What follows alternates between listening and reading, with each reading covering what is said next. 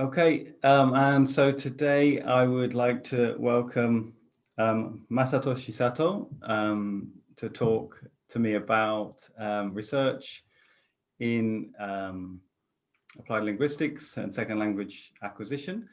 And so welcome. Thank you very much, Ross. I'm happy to be here. I'm excited to talk to you and your audience, whom I believe are primarily teachers. So I would like to appreciate this opportunity to communicate with second language teachers that I don't have much chance in my professional life. Okay, great. And thank you very much for coming on this show. I think the two of us first met on Twitter. Yes, true. And you came to my attention because you were bringing out a book, it's here, called Evidence-Based Second Language Pedagogy. And I have been writing about evidence-based English language teaching for about 8 years now. I've been blogging mostly about it and giving talks about it. And so this book really interested me, and it's a great book. So that's a big word, evidence-based pedagogy, and you know, it's a book title, so yeah, I went for big. So yeah, and I was gonna well, first of all, I wonder if you could just very briefly introduce yourself and tell people about who don't know you, if there are any people who don't know you, who you are and what you do. Sure. So I'm currently a university professor at a university called Universidad Andrés Bello in Chile, Santiago de Chile. Although I live in Montreal, where I have my family with 3 kids, although I'm originally from Japan. So just going back to Japan, like I was born and raised in Japan. I learned English there, super typical traditional grammar translation methods. And then I left long time ago.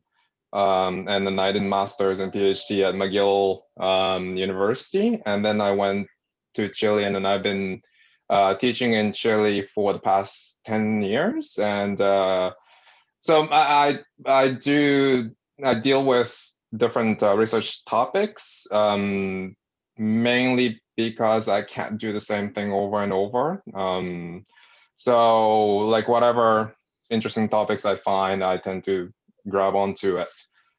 But all the topics, like such as how interaction between learners facilitates second language learning, or corrective feedback, or metacognition, or second language motivation, all those topics are related to how teachers can facilitate second language learning of their students, which is in the broad term definition of instructed second language acquisition as a research area. Yeah, I noticed that about your research. Actually, it's very varied compared to other researchers. You do seem to move around a lot between topics. You've done error correction, metacognition, teacher beliefs, more recently motivation and yeah. Well, so I know it's a career killer actually for researchers, because as a researcher, you want a topic to be attached to your name, and I don't have that. But the reason is that I'm interested in many things, and second language teaching, or teaching in general, is not about one thing. So what I'm trying to do is to learn different things and try to be more holistic in terms of understanding second language teaching in the classroom. Yeah, okay, great. Thank you for that. So as I said, the reason the two of us kind of came into contact was because of the notion of evidence-based teaching. And it's a phrase I use quite a lot, and I'm never 100% sure I define it very clearly in my own mind. Now, for you, I'm curious what evidence-based pedagogy means, and I've noticed in particular that you often talk about it in relationship to instructed second language acquisition. So is there a difference between evidence-based pedagogy and instructed second language acquisition, and kind of what is the difference between ISLA and SLA, as it were? Well, if you don't mind, I'd like to explain why I became interested in this topic or Sure. approach of evidence-based pedagogy or evidence-based practice. Because, so as I said, like I learned English in Japan, and that was very frustrating for me. Like I thought, like I'm not learning language, right? Like I was just memorizing grammatical structures and vocab. Excuse me. And then, I got a position in Chile, and the same thing was going on, and I was aware that it's the same in many places in the world. And then on the other hand, like I was doing research about second language teaching, and I was learning many instructional approaches that were supposed to be effective. And then I realized that, okay, so this is what research is saying, and this is what teachers are doing. And I'm conducting research about different techniques that would facilitate second language learning. So what I realized was that basically, as a researcher, I was useless because I'm doing research that is read by researchers only. Like the publications that I produce, which is the main job of researchers, those are read by researchers only. And then in research papers, there's always a section called, not always, but often called a section called pedagogical implications, right? And so researchers write about their results being used in the classroom setting, instructed settings. And who is reading this section? It's researchers, not teachers. So I was like, what am I doing, right? So I decided to learn about this evidence-based pedagogy or evidence-based practice or evidence-based policy, knowledge mobilization. Those are the terms that are used in different areas. And I discovered that actually this thing has been researched a lot in other fields than second language teaching and learning. Those fields include like medicine, like social work, or engineering, and then education too, math and science education. They have been talking about this issue for decades, since World War II, basically. So it's a new thing in the second language research field. And I learned about this after writing that book that you just showed. So my thinking has been evolving since then, and I've been reading up to different fields. And with that background, I'd like to answer your question. So basically, it's all about the degree of which research is used in practice. That's the concern of this research field about research. And what I realized when I was reading this literature were two things. First, researchers never look at themselves. When they talk about evidence-based practice, they always investigate practitioners. Right. It can be social workers in the field. It can be policy makers. It can be teachers in the classroom, and they investigate how much research they are using. And then they ask, why are they not using research? And I personally think that this approach itself is problematic. So that's one thing I discovered. The other thing I noticed was that basically well, it's related to those words like knowledge mobilization, for example. So this concept means that researchers are knowledge holders and practitioners are knowledge receivers. Yes. So the directionality of knowledge is always from researchers to practitioners. And I think this whole framework is problematic to facilitate the relationship between researchers and practitioners. And ISLA is completely different. It's a research field. Okay. Okay. Yeah. Yeah. Okay. So it's interesting to hear you you've been quite critical of researchers, I think, and I think some of the arguments or some of the things you said echo some of the things that people say, some of the things that teachers and teacher experts say, you know, that researchers are kind of talking down to us and they're telling us to do things. I'm going to kind of defend researchers now. Okay, please.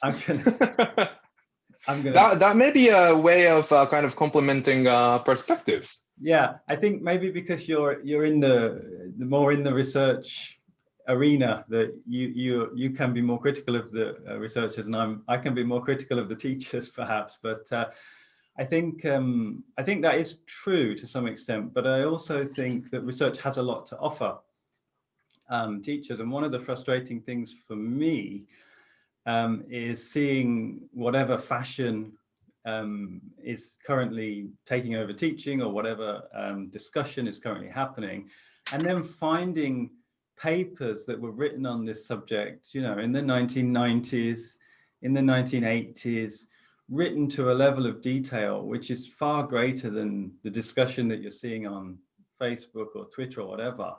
And you know, this really valuable stuff is out there.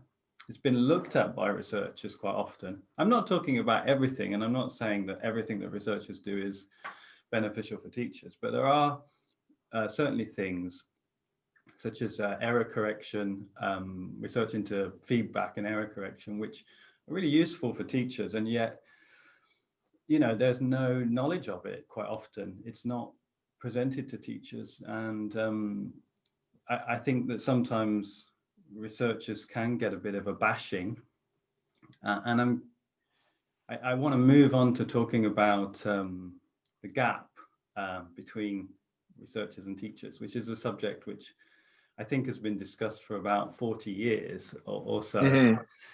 This eternal gap, and why the gap exists, and so on and so forth. But I'm gonna put a kind of question to you about whether or not something that I've considered, and I don't know what you think about this. That's when the researchers, you've done some research into this as well, asking teachers why they don't read research. And quite often teachers say, I can't access it. I can't access it, or it's too difficult, it's too complex. Now, I have some sympathy with the complexity argument. But I'm curious because I used to work in I've worked in 3 universities at this point. And all of the teachers in the universities have access to research because they work in a university. Right. Big universities, though. Yeah, yeah. Yeah. So they have access to, because of their accounts, they have access to all of the research. And a lot of them have master's degrees. More often than not, those teachers do not read research and are not interested in reading it. And I wonder if actually there's something going on to do with like a kind of social desirability bias. So when researchers ask teachers, why don't you read research? They say, oh, I can't access it, or something like that. But actually there's not really any incentive for teachers to read research, because it doesn't, they can get promoted, they can get to be a manager, they can get to teach their classes, and whatever they do in the classroom, they can kind of justify it. They can say, if they don't do any correction, they can say, well, this is, you know, I'm using a natural approach. And if they do correction. So I guess what my question is perhaps some of the blame for the gap is actually on the side of the teachers, because teachers will not get, there's no incentive, first of all, for them necessarily to read research. And if they do something that is not supported by research, they will not get criticized by other teachers, because teachers will just say, well, everybody's different, your context is different, and so on and so forth. So I'm just curious. Well,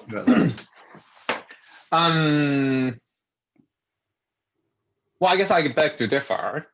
Okay. Because I think this issue is largely on researchers. Okay.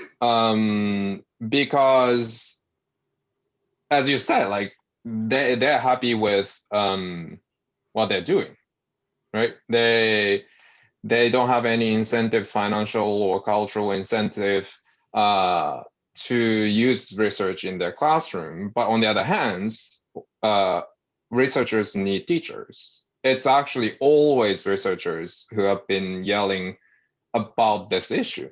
Like, you never hear teachers saying, I need research, except for some exceptions, right? Sure. So the way I see this issue is, so as I said, I think it's problematic that we focus on teachers only. What I'm trying to, like the way in which I try to frame this is it's a dialogue between two different professionals with different types of knowledge and experiences. And from teachers' side, as you said, like they don't have often, like if you're a school teacher, you don't have access to it. Sure. Yeah. Regardless of accessibility to these expensive journal articles, right? Like each journal article can cost $30-40 Even when you have access to those journal articles, you don't have time.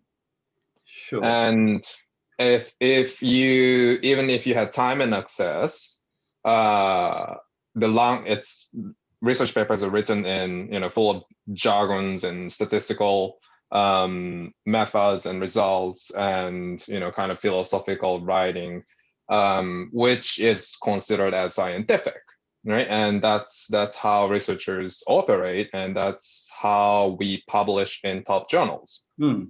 So those are kind of practical obstacles. But it's true that teachers have kind of epistemological, let's say, obstacles against researchers too. And like a lot of studies have found that they don't trust researchers. Oh, really? Especially for social science researchers. So like, like they're like, okay, let's talk about, like a medical research versus, I don't know, psychology research, right? And when they're asked about, like trustworthiness of the information that researchers give them, they differentiate those different types of research. And I have done a study with my colleague from Yale recently, and we surveyed 200 something second language teachers at 7 Ivy League universities. So those teachers have full access, and most of them have PhD, and they are familiar with research and how it is conducted scientifically. They don't trust second language research. Oh, interesting. Yeah, so there's this like kind of emotional rejection, right, from teachers' side. But my point is, I think it's because of researchers, like how they have approached practitioners and teachers in the past. And I mean, I am tentatively saying this because there's no research on researchers, but it may be the case that researchers believes themselves to be the knowledge holders, and you've heard the term ivory tower, right? Yeah. And the knowledge is held by those knowledge holders only, and those researchers look down on practitioners above the tower, etc., etc. And I'm actually doing a project now. I finished data collection with survey research with 300 something second language researchers from the world, asking about their perception of second language teaching. And I'm still analyzing it, so I can't talk about the results. But so if researchers approach to teachers saying that what you have been doing is wrong, who would appreciate that, right? Mm. So I think this epistemological clash between those two professional communities is the foundation of the gap. There is also, though, a kind of I guess contradiction, or I don't know what the word I'm looking for in this is, because as you said, teachers will reject researchers and say, I've heard teachers reject research for a number of reasons. It changes too much. One day they say this, another day they say this, and so on and so forth. But in rejecting that, quite often I've noticed that teachers will accept the advice or the guidance of expert teachers, people who are in a position, who write books telling teachers, the best way to teach, how to teach. Quite often, I think Ellis has written on this. Ellis and Shintani have written about the fact that quite often these books, which offer advice about the best way to teach, present findings which are not supported by research. And yet many teachers will accept the findings which are in these books, which don't have any kind of evidential backing other than a kind of gut feeling or a sense. Such as? You mean who is Like saying this? No, like specific advice that they tend to accept. Okay. Well, an example that so Ellis gives. I don't know if you've got. Yep. Yeah. There's Yep. I'll open that. Yeah. Yeah, I'm listening. If you read the section on error correction, he'll talk about things that there are the pieces. He's actually got a paper, 2013 paper in the Iranian Journal of TESOL, where he goes into quite a lot of detail, and he looks at teacher guides, teacher guidebooks, where they'll say things like, don't do error correction during fluency activities because this is detrimental to students. You should only do oral feedback during accuracy. This is just one example, but there are many more. And he says, there is no evidence to support that. No. And so I guess the point I'm getting at is that in ignoring research, it's fine if you want to be skeptical of everything, but I've noticed that teachers are not skeptical of everything. They're skeptical about research, but then they will trust something with a much lower, which often makes no claims of having any kind of validity. Just somebody saying, oh, I think this is the best way to teach. So this is quite a strange. Yeah, so I believe you were talking about more like a pedagogically oriented researchers, such as who? Like Hammer or Penny or those people? Those kinds of people, yeah. Yeah. Yeah,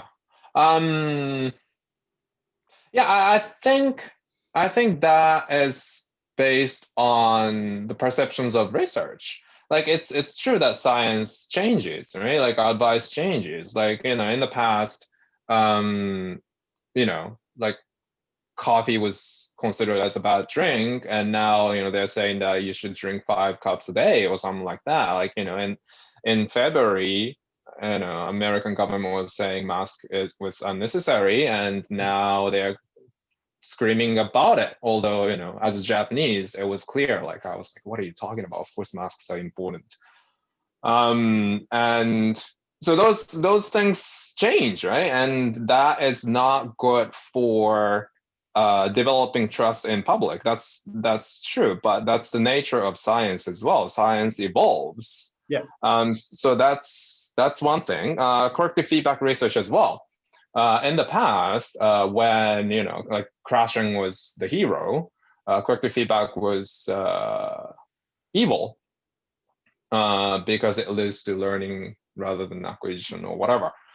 But then science has discovered that it is actually a good thing. And since then, 1990s, early 1990s, there has been like just tons of research showing, feedback is most effective when students are trying to say something instead of trying to fill the gap in the written form, accuracy focused, right? Yeah. So science evolves, and but again, I think those teachers who tend to accept those recommendations that are not based on science may have issues with researchers, Right. emotionally. And I think, like, in terms of acceptance, so like there's some research going on in educational psychology about teachers' psychology in relation to research and researchers. And I read an interesting article saying that actually, like, in between emotional rejection and automatic acceptance, like in the middle, would be ideal. Because if you emotionally reject everything, of course you wouldn't use research in your pedagogical decision making. If you automatically accept everything researchers say, then there's no adjustment to your own students' own teaching context. So the best place is where teachers critically evaluate research and adopt the findings to their own classroom. Yeah. Yeah. Are you kind of hopeful? That's a question I have, because I do feel quite hopeful that things are changing a little bit. And I see some books, I mean, like yours, but other books coming out, particularly in mainstream education. There seems to be quite a big movement towards empowering teachers through research. The notion that, rather than having an expert kind of in an ivory tower, as you've mentioned, throw down announcements to teachers about what to do, that teachers become involved in the research. And actually there's a kind of thirst I've seen, certainly online, among not everybody, but a significant number of teachers who really do want to know what the research says and are interested in it. And so my question, I guess, is, are you hopeful that things are maybe going to get better, or do you think this is just a kind of endless wave, as it were? I'm hopeful, otherwise I'll quit this job. Like I've been doing instructional research, and there's if there's no communication with the teachers in terms of research findings, then what's the point of doing this? So I am hopeful, but I think so. I've been proposing recently several things. First of which is to kind of develop collaborative mindset both in teachers and researchers. I think it's important that those two professional communities understand each other's professional lives. Like teachers think that researchers research all the time, which is not true. If you can spend 20% of your working time on research, then you're a lucky one. Like we are busy too, just as teachers are busy, Sure. And also I think it's important to acknowledge that teachers have different types of knowledge from that of researchers, which is called practical knowledge, and researchers' knowledge is called technical knowledge. So, and then those two types of knowledge complement each other. So acknowledging those facts help us kind of set the ground for collaborative, bidirectional, mutually beneficial dialogue. And so I think that's the setup. And I also think that like we both, researchers and teachers alike, both should acknowledge that we're looking at the same thing. The final goal of teaching or researching is to help students learn second language more efficiently and effectively. And if we together pursue this goal, the common goal, then I think we can make interesting changes for the students, not for the researchers, not for the teachers, but for the students, because that's the common goal. And if you allow me, I am proposing something called practice-based research now. So I'm kind of switching the perspective from evidence-based pedagogy to practice-based research. So I think it will be wonderful if research topics are brought up by teachers. Because I think one of the problems is that social science researchers can develop research based on theories, not based on practical issues. Like it's not like, there's virus, so we need to solve it. Let's do research to come up with vaccine. Or, all the bridges are climbing across the nation, so we need to do research to build better bridges. But in our field, like we can pursue theoretical questions as to like feedback research, for example. So which individual differences are related to the effectiveness of corrective feedback, right? So if you have larger working memory capacity, you tend to benefit from corrective feedback more. Oh, right. What can teachers do with this information? Like they can change their students' working memory capacities, but there is practical, more pedagogical oriented research as well, right? I'm not saying that this kind of research is useless, because I do this theoretical investigations, and theoretical research is important for applied research as well. But my point is that if research topics are brought up by teachers in collaboration with researchers, the results of this research tend to be more useful for those teachers, is my point. And I also think that development and implementation of research should be done with teachers. Like, I don't like those research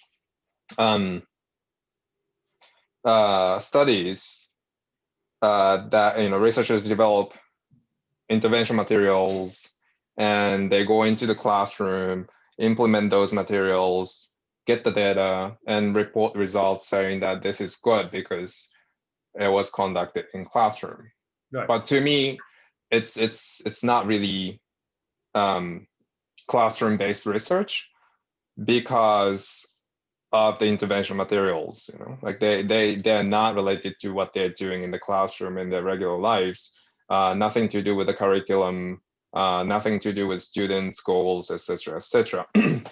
So I think development and implementation of research should be done by teachers and researchers. And finally, the results should be evaluated by the teachers as well. Right. Like how do they, or is it possible to apply those results in the real classroom again?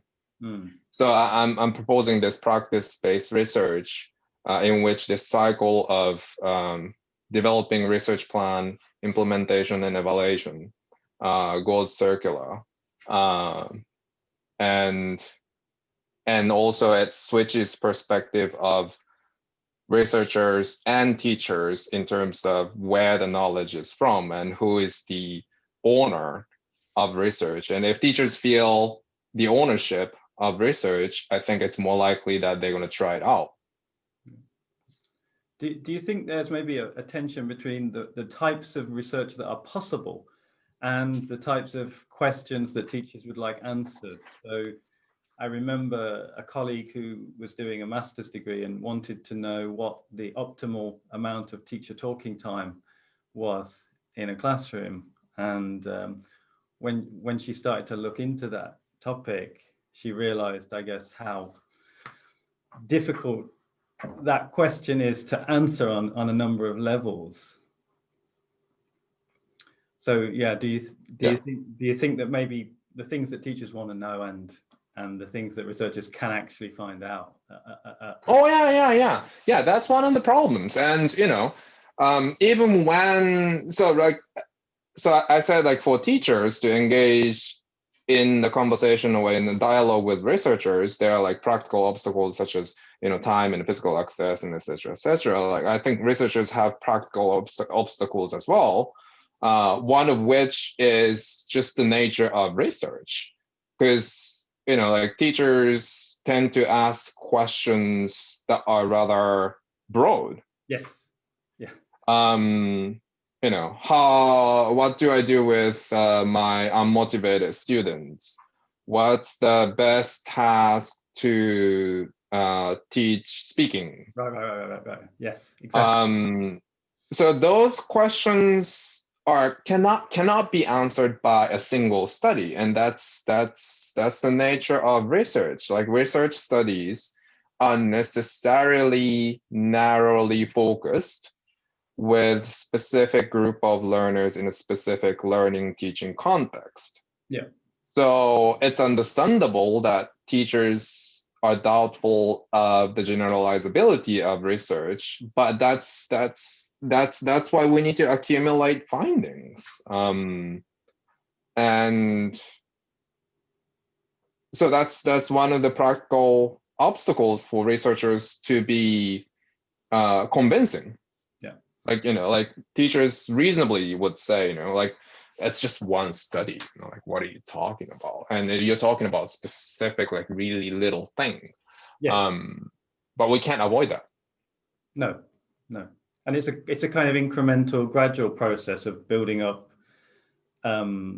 small bits of data and then getting to a broader understanding through, and one of the things that's kind of come to become a focus of research recently, I think, is replication and how replicable some of the studies that have happened in the past are. I think Emma Marston has written on this subject of the replication of studies, and I think in psychology there's been a big issue with famous studies not replicating, and I am a little curious about how well SLA research would hold up to replication.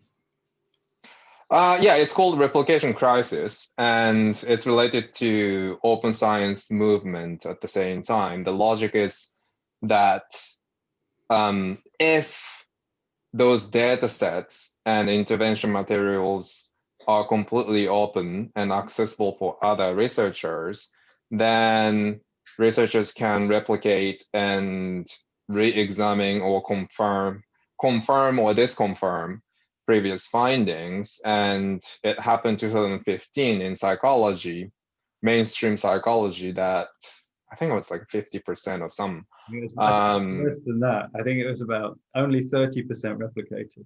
Yeah, like, so the replicability was super low, and even worse was that it was higher when the study was replicated by the researcher who was the researcher in the original study.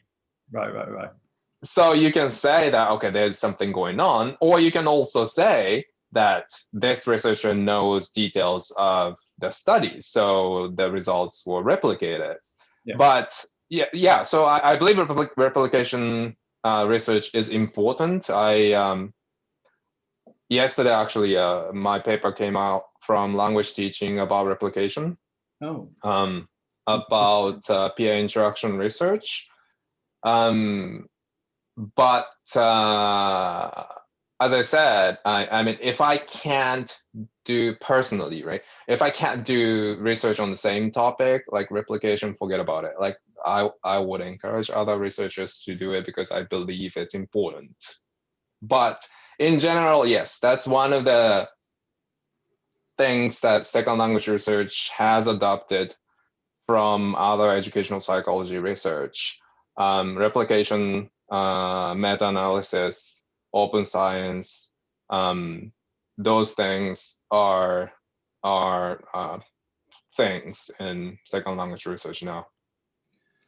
so we're just about out of time, and so I just want to say thanks very much for agreeing to chat about this. If people want to find out more about you and your research, where should they look? Where can they get in touch with you? I'm on Twitter. I am on research platforms such as scholar.google.com.